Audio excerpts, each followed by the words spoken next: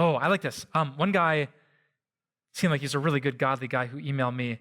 He said he feels guilty over sexual thoughts. Like, it seemed like he was part of a community.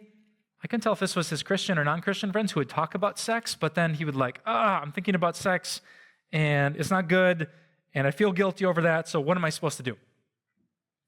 Which is a good question, right? You can't not think something. And here's an interesting phrase. Do you know that thinking something is not sinful? Fixing your thoughts on something can be sinful, but having a thought pop into your mind is not sinful. That's actually called temptation. I think it was Martin Luther who had this great quote.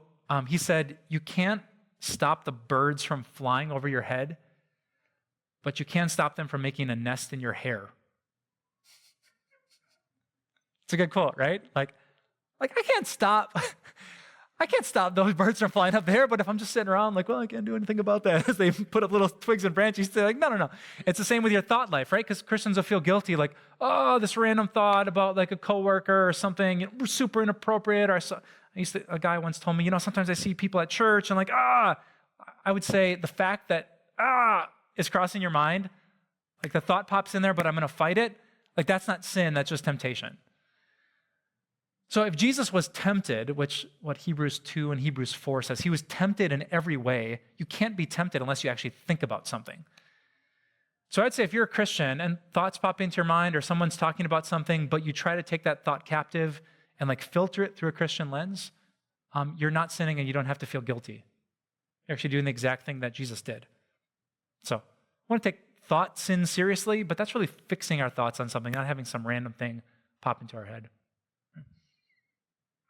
This happens a lot when you're going through puberty, right?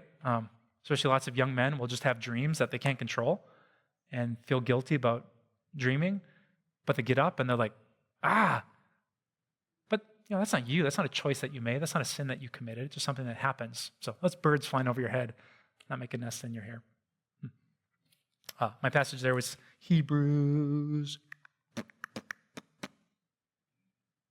2:18. Jesus himself suffered when he was tempted, so he's able to help those who are being tempted. And Hebrews 4:15, Jesus is able to empathize with our weaknesses because he has been tempted in every way just as we are, yet he did not sin.